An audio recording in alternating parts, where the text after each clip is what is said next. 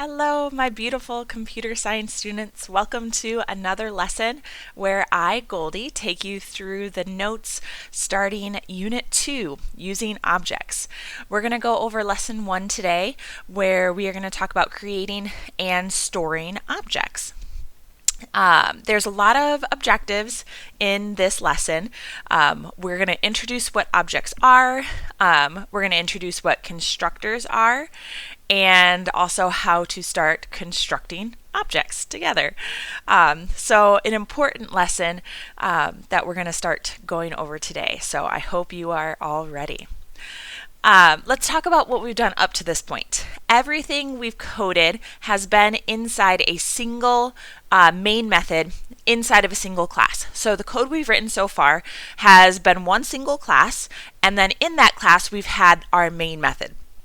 So like our very first program, the hello world, that's what it's looked like. We see our single class and we see our single main method. I've alluded to this before, but a program can have actually many classes and many methods in it. Okay, we've just done one of each so far, but now we're going to start to see programs where we can have multiple classes and multiple methods in it. In a Java program, even if we have other classes and methods, the main method is still the only code that will run. Okay? Other classes and methods that we might have, they will not run unless they are called on from our main method. So we're going to be making classes and creating methods today that won't automatically run. They will only run when they are called upon from the main method. Okay. So here's an example of what that might look like. So in the black box, you see it's a Java program. Okay, we have a single Java program. Inside that Java program, we can have multiple classes. So here I have three example classes. I have public class dog, public class cat, and public class driver. All three of those are in purple. And then inside each of those, you can see in green, I have various methods, okay? And all of the methods in those classes. And this is just an example of, again, multiple classes and multiple methods. What you'll see commonly is the class that contains the main method. So if we look here, I circled in red, that class, the driver class, contains our main method. That is still the only method that runs. Only the code in that main method will run in a Java program. The other methods from driver class or the other methods from dog class or cat class, those will not run unless they are called on by that main method, in that main method. Okay. And it's common that the class that contains the main method is called something like driver or client, or even just public class main with a capital M, just to kind of signal that that's your driving class, that is your main class, the client class that's using the other classes and the other methods. It's not required, but it's just something you'll probably see in programs that you read. Okay? But again, main method, only method that runs. So we're going to start to create things that are not going to run unless they are called upon. And we're going to talk about reasons why we might call upon them separately. So first, when we talk about objects, we have to talk about OOP. So object-oriented programming. It's a style of programming where you declare classes, so you construct these classes and code these classes in order to create objects from these classes. And then you'll write programs that have interacting objects. And that, in a nutshell, is what OOP is. Okay, object-oriented programming is, excuse me, this style of programming. This paradigm, okay, this type of programming style puts data at the center of your program instead of logic. There are a lot of other languages that use the OOP concept to program and to code. Java is the main one. Okay? Everything you do in OOP is centered around data and how data might interact with each other. And when we talk about data, data takes the form of what's called objects. Okay? And you're going to hear so much about objects. This whole unit is called using objects, but data takes the form of objects. Now, an object in Java is something that we use in code that has what we call a state and behaviors. Okay? Now, an object does not have to be like a physical object, like a pen is an object. You can have pen be an object, but an object in general can also just be a concept, an idea, some sort of abstract thinking. But to introduce objects to you today, I'm going to use something solid, something that is actually considered an object in the real world. And that's a dog. Okay, so here I have a dog on the screen. This is my dog Mila. She is an object. And Mila, my dog, has both state and behaviors. Okay, what is her state? Okay, well, state is what we call instance variables. And that's going to be the data part of your object. So what kind of data does a dog have? Here's 3 examples.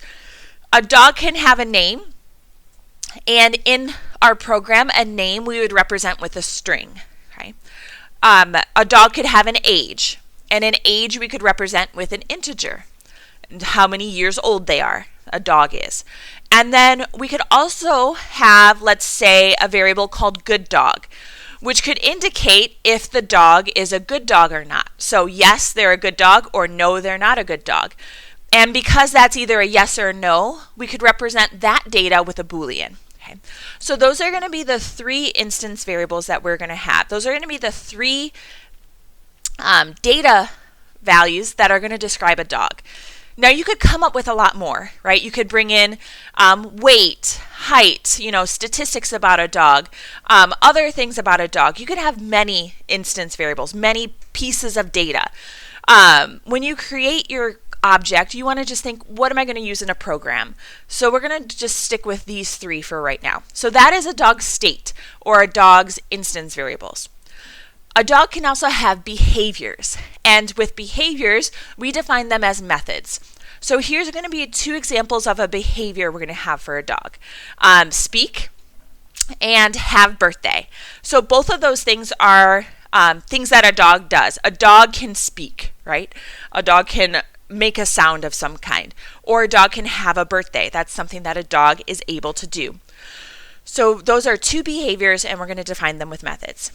Just like data, you can have many behaviors, but these are just going to be the 2 examples we're going to use for us right now. So here's kind of a little diagram that helps us organize our data here. Okay, so here Mila, with a lowercase m, that's going to be what we're calling our reference variable. And we've talked about reference variables in Unit 1. They're going to come up again now. And then here in the first part of our diagram, we have our instance variables. Okay, so you can see here name, age, and good dog. I set equal to values. Name is Mila, right? And it's a string, so it's enclosed in double quotes. Age is a 9. She's 9 years old. And good dog, I suppose she is a good dog, so I'll put that as true. Okay, so Mila is going to have her own values for these 3 instance variables. And then for her behavior, speak and have birthday, they're just going to be methods that we're going to have for her. Okay. Now, that was specific to Mila, those data values. We could have many dogs, and each of them are going to have different values. Okay. So you see I have my little diagram up there to remind you of what we have. We have our dog object, we have 3 instance variables, and we have 2 behaviors. So we've already talked about how Mila has her own name, age, and good dog representation, along with her 2 methods. Let's say I create another dog. So you see my buddy Jack's there. Okay, so Buddy would be the name of the reference variable, and Buddy has his own values for those 3 instance variables. He still has those 3 properties, those 3 points of data, but he's going to have his own values for them. His name's Jax, he's 4 years old, and he is a good dog. Okay, he's also going to have those same 2 behaviors. Okay, those same 2 behaviors that every dog gets. Our last one is going to be Ollie here, okay? Her full name is Olive. She's 7 years old, and she's a bit feisty. So she's going to be, when we say good dog, we're going to call her false, okay? False on the good dog. But again, she has those 3 instance variables, and she just has her own values for them. Same 2 methods. Okay, so this is a representation of what a dog class is going to do for us. A dog class is going to define data and behaviors so that from that class we can create objects that have all of those things, but have all of those things in different ways, okay? And that's what we're going to make with our dog class here. So think of a dog class, or just a class in general, as a blueprint for creating objects. So our dog class is a blueprint for creating a dog object. Any dog we create will have this state, so those 3 instance variables, those 3 states. It'll have those, and it'll also have those same behaviors. Okay? The state might be different for each dog, as we saw with Mila, Buddy, and Ollie, but all of them are still going to have those 3 attributes. Same thing with those behaviors. Each dog might behave differently, but each dog has speak and have birthday. Each dog had it. And we're going to see examples a little bit later on of how they might differ in what they do. Okay. So let's talk about this class. We talked about the dog class and how we need to use it as a template for creating a dog object.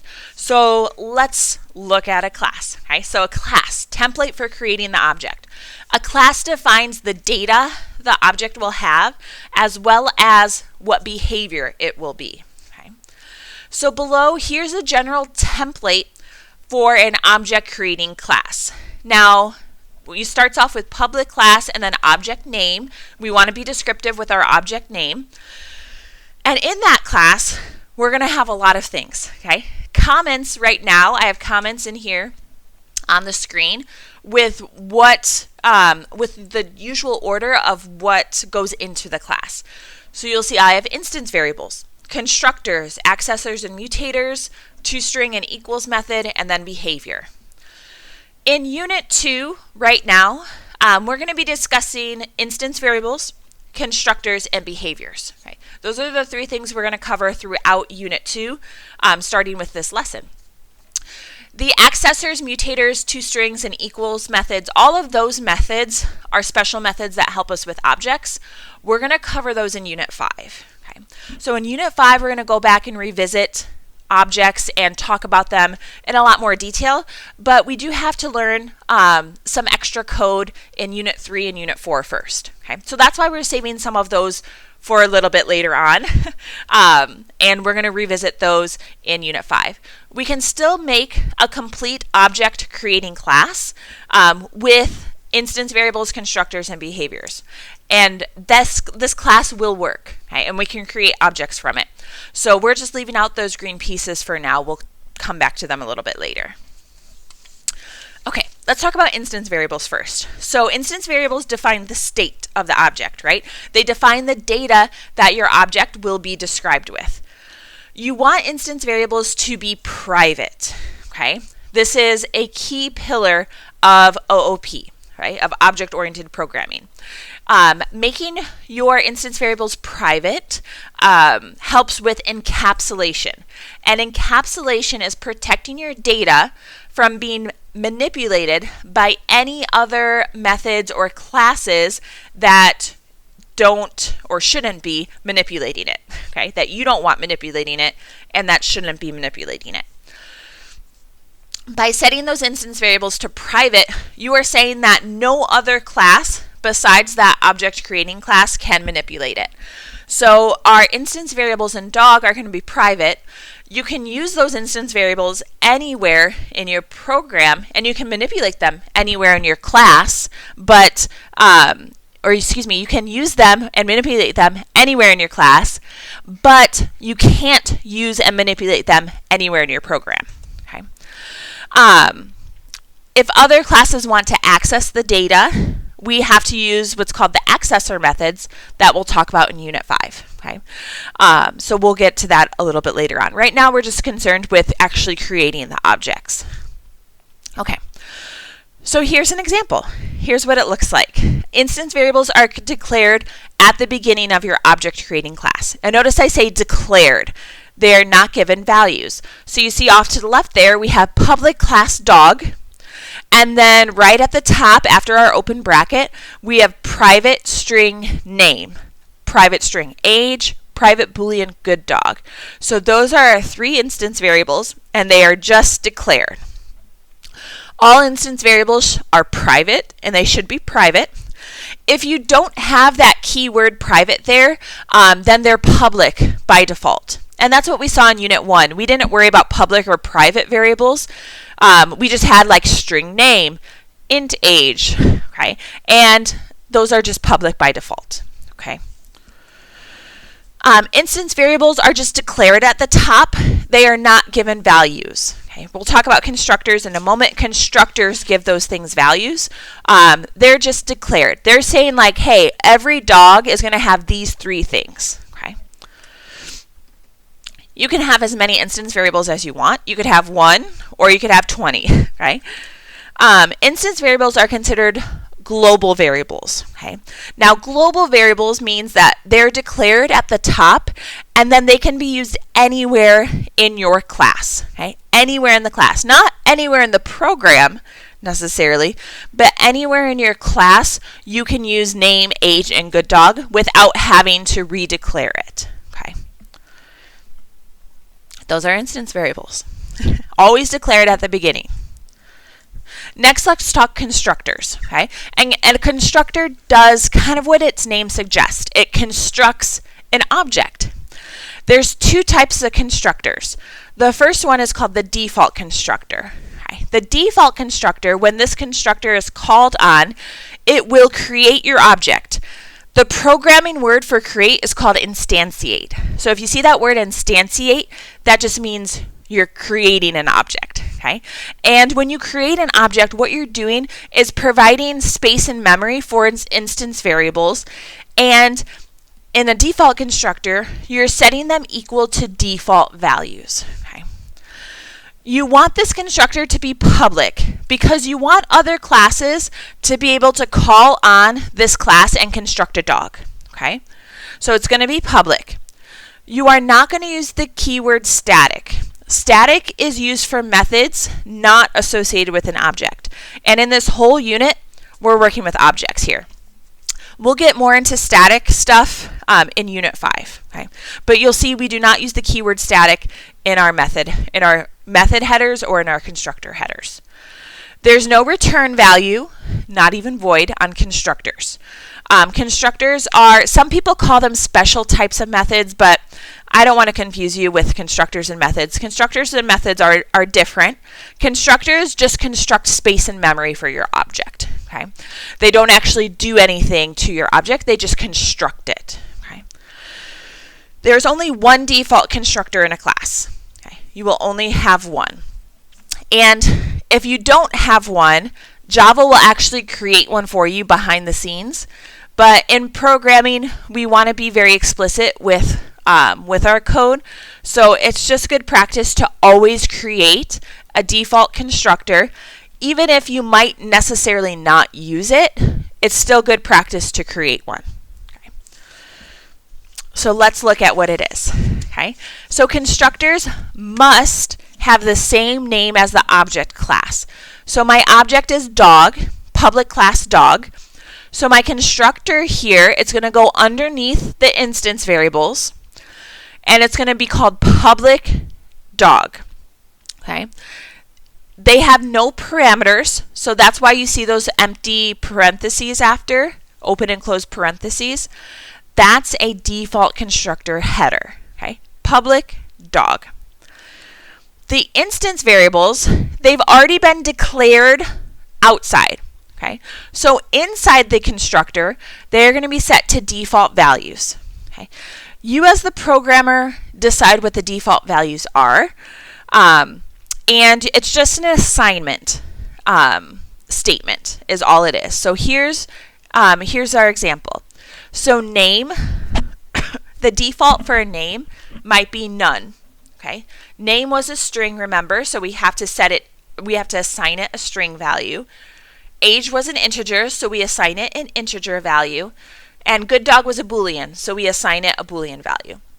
So those are all 3 default values. Now, again, you as the programmer can decide what you want. Maybe you want name to be equal to unknown.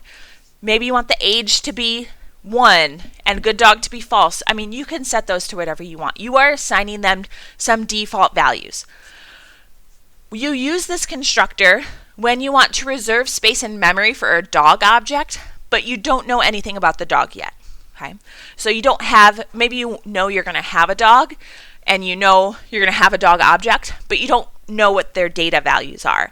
So you want to say, hey, in memory, create this dog, and it's going to have this data, but I don't know what the data is yet, so just give it these default values for right now. Okay. That is a default constructor. The other type of constructor is called a parameter constructor. Okay. It also has the same purpose as the default. It constructs space and memory for a dog object, but you're going to pass it parameters to set your instance variables to. So you'll use this constructor when you have data you want to create your object with, when you know your dog's data values. Just like the default, this should also be public, no static keyword, no return type. It also is going to have the same name as your class, like the default constructor did. However, you're going to have parameters in your parentheses. Okay. Now, if you have no parameters, that's a default constructor, and you can only have one default constructor. In a parameter constructor, you can have 1 parameter, 2 parameters, 3 parameters, as many parameters as you want for your parameter constructor. Okay. So here's an example. Your parameter constructor is going to come after your instance variables and your default constructor. Okay. So you'll see here, off to the left, it says public dog, and then in parentheses you see some stuff. Okay, there's 3 things inside the parentheses. These 3 things are called parameters. So you'll see string n, comma, int a, comma, and boolean g. Okay, those 3 pieces that are underlined, those are your 3 parameters. Okay, so a parameter should start with the data type of your variable, so that's why you see a string, int, and a boolean, and followed by an identifier. Okay. So I have string and then just the letter n. Int, the letter a, boolean g. I just use letters, but you could also have full words as well. You do want to avoid identifiers that match the name of the instance variables. So that's why I didn't write string name, comma, int age, comma, boolean good dog. Okay? You want to avoid that. While it's allowed, you have to use an extra keyword called this, and we'll discuss that in Unit 5. But until we know about that and how to work with that, just have a different identifier in your parameter list. Okay? Parameters are separated by a comma and can technically be in any order. Okay? I wrote string int boolean just because in my head that's how I created the instance variables. But you could easily have it like int boolean string. Oops, and there's a little typo there. That comma shouldn't be there. Okay. But you could have easily had int boolean in a string. And here's what that parameter constructor looks like inside. Okay. Because we pass it data values, we're going to pass it values inside parentheses. Those letters N, A, and G, think of them as placeholders. Okay, so this says whatever is passed in this first position here, store it in the letter N, in the variable N, and then you're going to take that value and that's going to become the name of your dog. Okay? Same thing with age and same thing with good dog. Okay? A and G, respectively. respectively too. When we create an object, we pass it those data values, and that becomes the data for our object. Okay? So that N, A, and G, again, those are placeholders to say, okay, take it from this header, okay, that you pass it to, and then stick it into these variables. Okay. Now, parameter constructors, this is one example of a parameter constructor. You can actually have as many parameter constructors as you would like, okay? As many as you want in your program. So this is one example. I have two other examples on the next slide. Okay. So this first one, public dog, and then in parentheses, you see I have two parameters. Okay. This would be an example of a constructor you could use if you knew the name and age of the dog, but maybe you didn't know if they were a good dog or not yet. Okay. You're just getting to know this dog. You're not sure if it's true or false. So since you're not given data for the good dog variable, then in the parameter constructor, you're going to set it to a default value. So here's what that might look like. So you're given the name and you're given the age. So you take those two from your parameter header and put them into name and age. And then good dog, you just set equal to a default value. Okay. And here's the next one is an example of when you just have one parameter, public dog Boolean, and then my identifier is GD, just to kind of mix it up and show you, you don't always have to do one letter as your identifier. You can do whatever you want as your identifier. So this would be if you knew if the dog was a good dog or not, but you didn't know their name or age. Okay. So here, name and age get default values, and then good dog gets whatever data value it was passed, whether that's true or false. Okay. So those are constructors, both the default and the parameter constructors. The last thing we're going to talk about is behaviors. Okay? Any behaviors we want our objects to have are created using methods. Okay? Methods are allowed to be public or private. For our objects, we usually want them to be public so that outside classes are able to use them. Okay? So outside classes are able to construct objects because our constructors are public. We also want outside classes to be able to interact with our objects. So that's why usually these methods are going to be public. Methods are static if they do not interact with an object. Okay? Right now we're all about objects. We're talking objects left and right. So you're not going to see the keyword static anywhere. Okay, because our methods are working with our dog objects.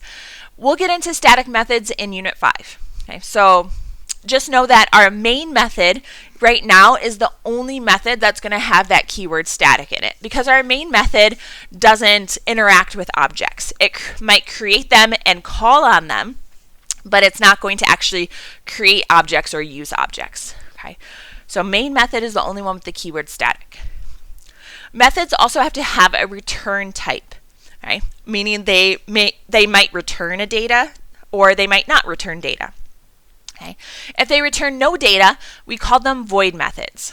If they do return data, like an int or a string, we have to list the data type as part of our method header.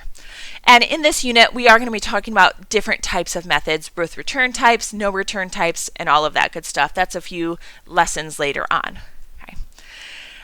Method names usually begin with a lowercase letter and have camel case after. A lot of the times they are actions, but they don't necessarily have to be in order for the program to run. Methods may have no parameters, so empty set of parentheses, or they may have many parameters.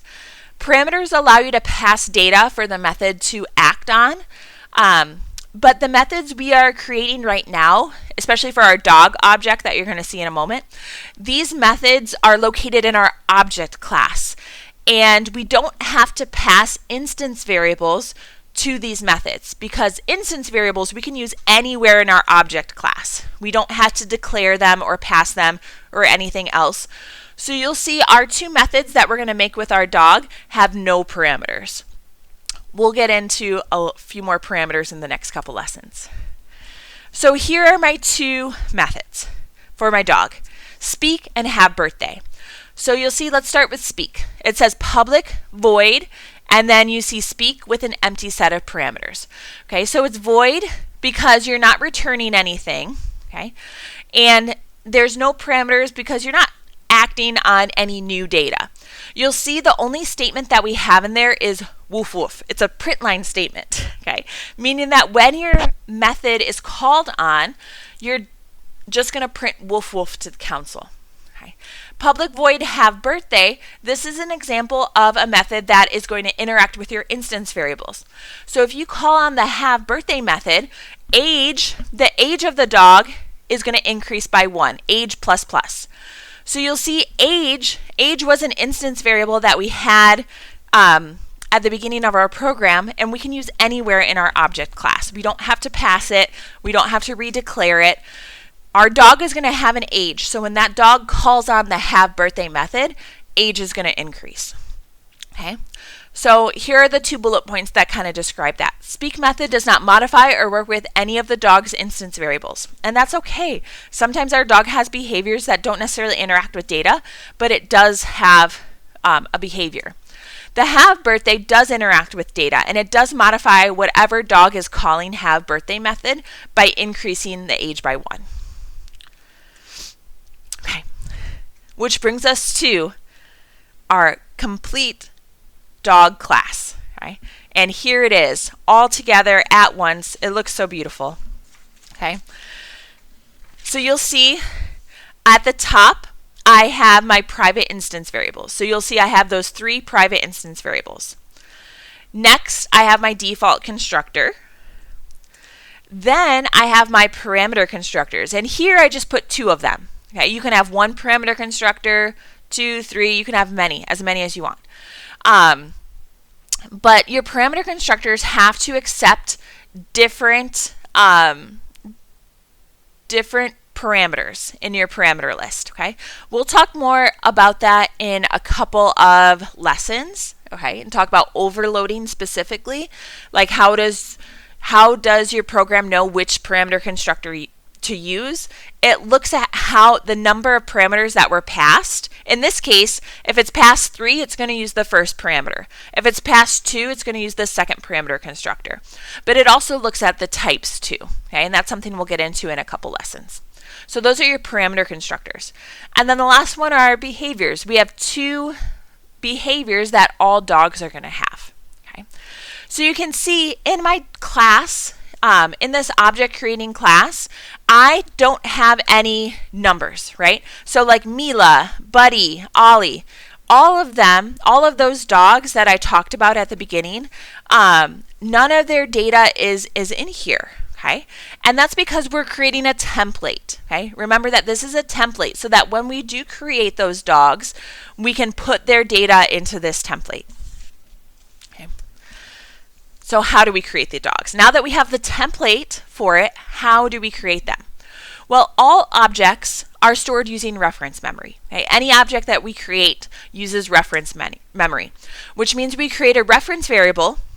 And in that reference variable, in that container, they have an address that points to a location outside of that container that says, hey, this container over here is going to have the state of the dog. Okay, it's going to have the instance variable values for that dog.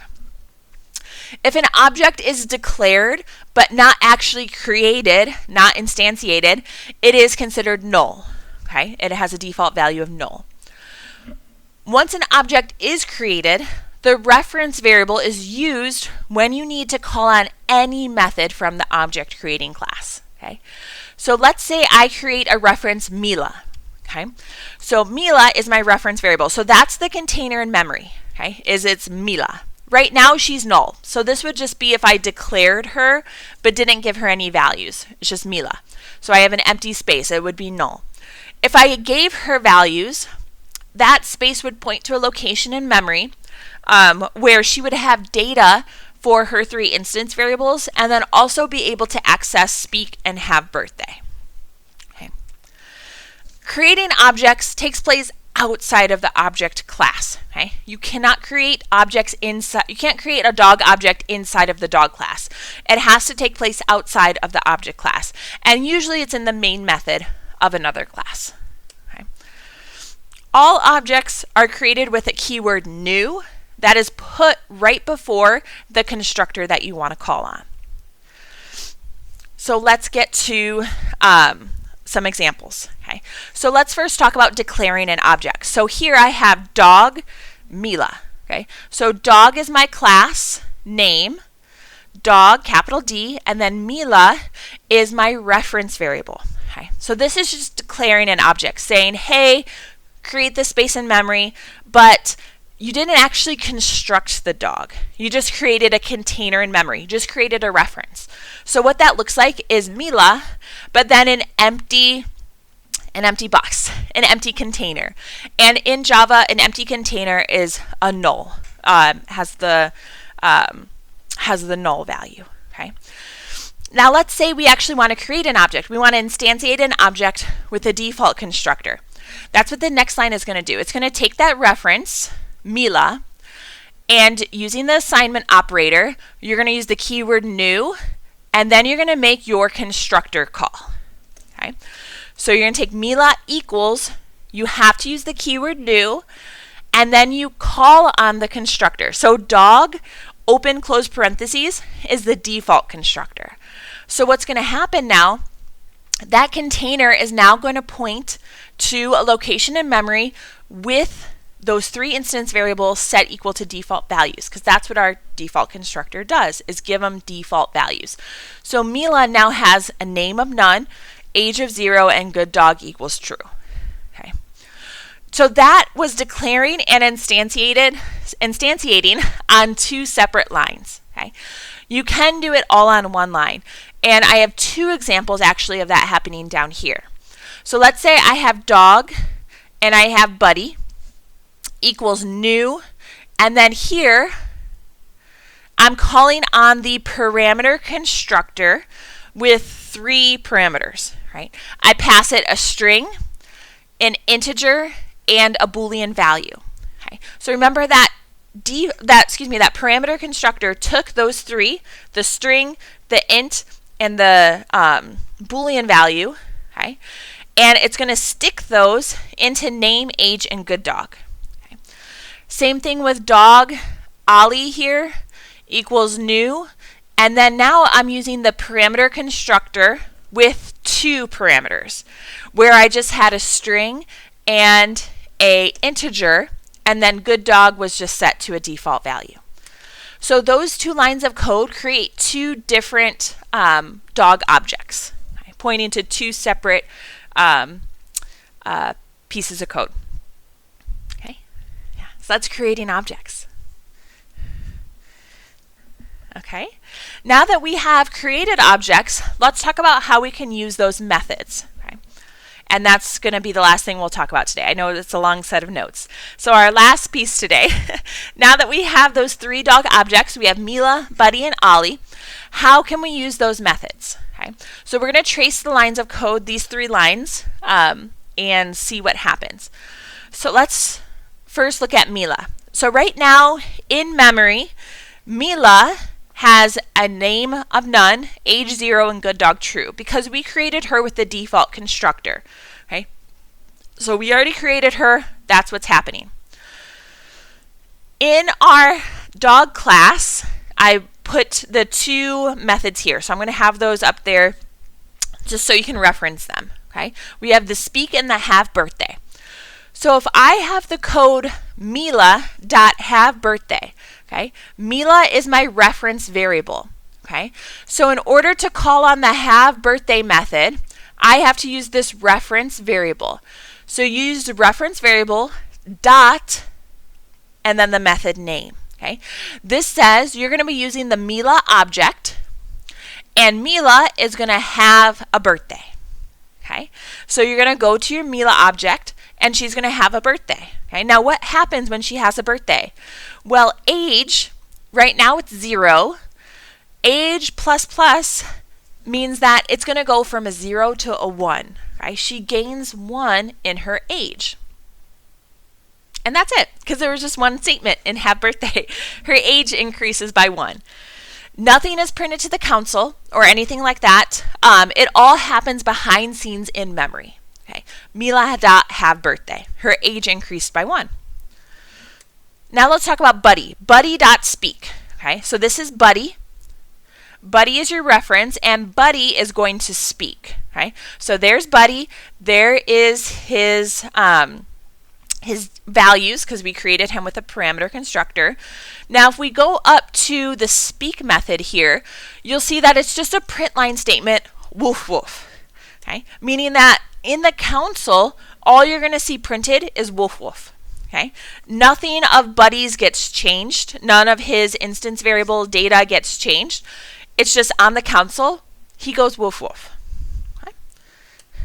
Our last one is Ollie. Okay, Ollie is our reference, and Ollie is going to have a birthday. Okay, so there's Ollie's information. Have birthday means that Ollie's age is going to change from 10 to 11. Okay, age plus plus. So it's Ollie's age that gets increased by 1. Okay.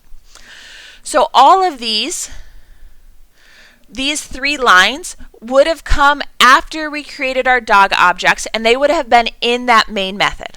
Okay, in that main method with our code that created the objects. And then we called on those methods. The speak and the have birthday, they only run when they're called on. So only Mila and Ollie's birthdays, only their ages got changed. Buddy's did not change. And woof woof only printed once because Buddy was the only one that called on that method. Right? So those methods only run when they're called on, and that is how you call on them with your objects. Okay, what a journey. Thank you so much for watching. That wraps up our computer science lesson for creating and storing objects. Thank you so much for following along, and have a great day.